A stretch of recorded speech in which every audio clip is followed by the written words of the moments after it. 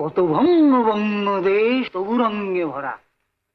লিখেন লিখেন লিখেন, কত ভঙ্গ ভঙ্গ দেশ তবু রঙ্গে ভরা। কিন্তু এই চরিত্রের মুখ দিয়ে এরকম কথা বলানো কি ঠিক হবে? ও মাস্টার বলতে মাথায় বুঝি অন্য ছবি আসে? না, ঠিক তা না। আরে এ তো চাষি মাস্টার, তাই বৃদ্ধ। আর তাছাড়া চরিত্রটাকেও তো রঙিন করে দাঁড় করাতে হবে। এই তো আপনার নাটকের রানিং কমেন্টারি নাকি? তবে লিখেন লিখেন, কত ভঙ্গ ভঙ্গ দেশ তবু রঙ্গে ভরা। আজ এক নতুন রঙ্গ করতে হবে বাপ সকল। কার্জন লাটা রঙ্গ করেছে, আমরাও পৃথিবী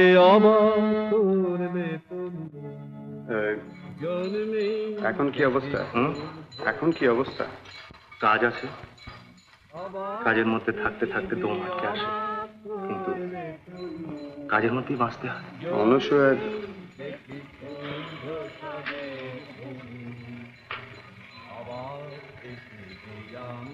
তোমার এই সমস্ত কাণ্ড অনেক কিছুর জন্যই দায়ী। কেন? এতদিন ছিলাম, বেশ ছিলাম, এখন তোমার এই সমস্ত ফলে আমাদের মনের মধ্যে। জয়া,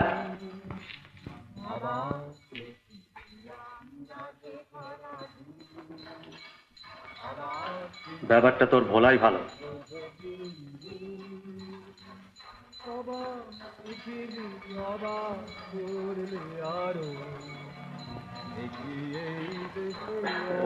অন্য কেউ আছে বুঝি?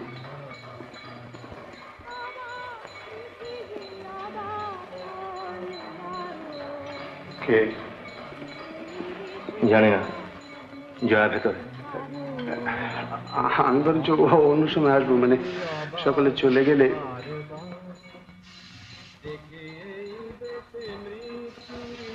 জিজ্ঞেস করবি? করবো।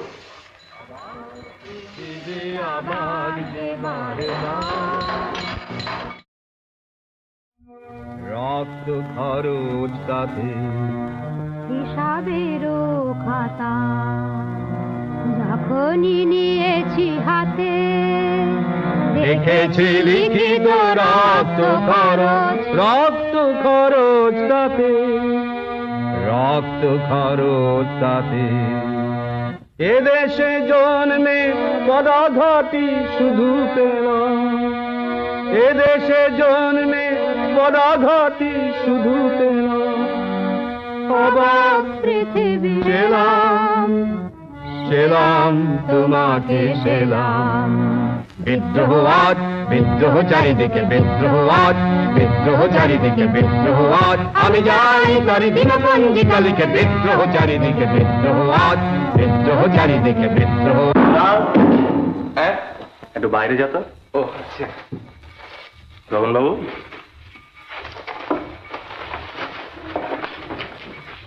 আমিও ভাবতেছিলাম এই কোলাইটিসের ব্যথাটা আমার আবার চাগার দিছে, একটু পার্কে ভ্রমণ করে আসলে হয়। বংশী এসো হে।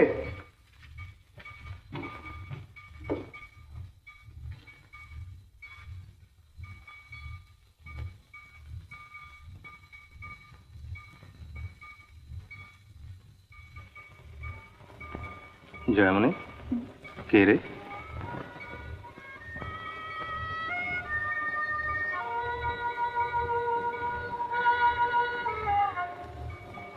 জানেন কে এসে পড়বে, তাড়াতাড়ি বল।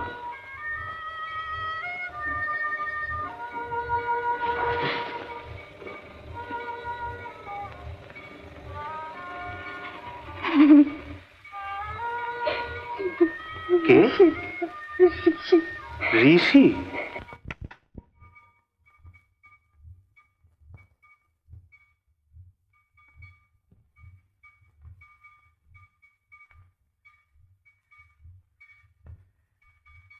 আবার মার খেয়েছে বুঝি? হ্যাঁ, মার তো খাচ্ছে। প্রভাত, আজ আর রিহার্সাল হবে না, তুই কাল আসিস। ও দল ছেড়ে দিয়েছে। বীরভূমের টাকাটা বাড়ি ভাড়া বাদে মহাবিদ্যাকে দিয়ে দিয়েছি।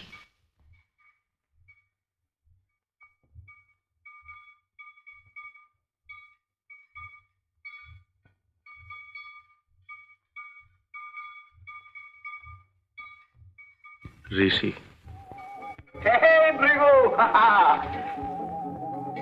সারাপুলিটা একটা ছেলেদের দলে লাইট করে এলাম, বুঝলি?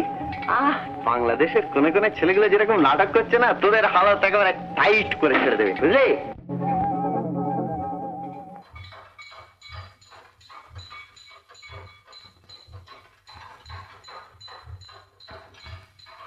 দেরি হয়ে গেল।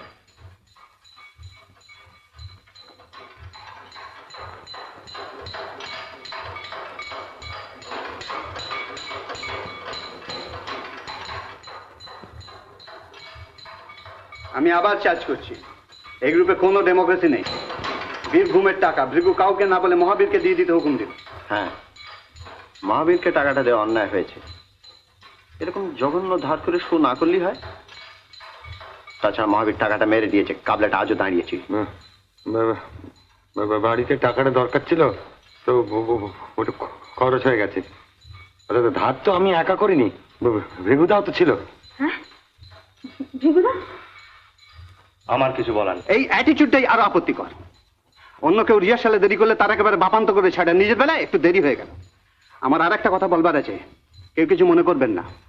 নৈতিক দিক থেকে আমাদের দলের যথেষ্ট সুনাম ছিল, আজ আমরা সেটাও হারিয়েছি।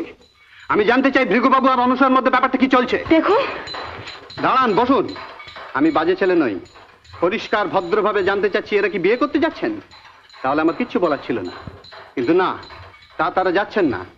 অনুসূয়ার বিয়ে অন্যত্র পাকা হয়ে আছে, কিন্তু ভৃগুবাবু বলুন তো, তিনি আমাকে বলেননি দিনের পর দিন দত্তহীন ভাষায় তিনি অনুসূয়াকে ভালোবাসেন? অনুসূয়া কি সেই কথা জানেন? আর জেনেও যদি এইভাবে ঘোরাফেরা করেন তার মানে কি দাঁড়ায়? উত্তর দিন।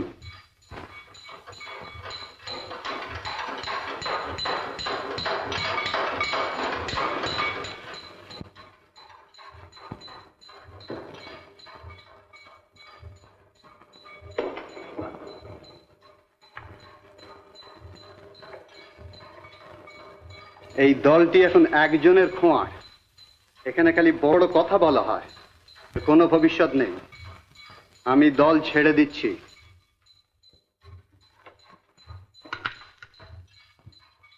আমার দাদা বম্বে থেকে লিখেছে একটা ছাঞ্চের ব্যবস্থা হতে পারে, তো আমি যদি যাই তো সেখান থেকেই টাকা পাঠাবার ব্যবস্থা করবো।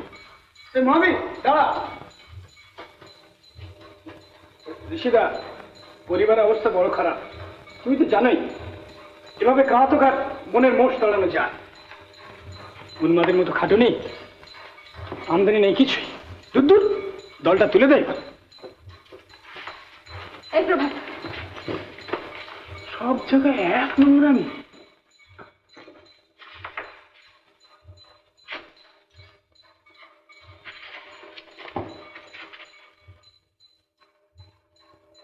এটা নাকে কান্নার জায়গা নয়, কেটে পড়ো।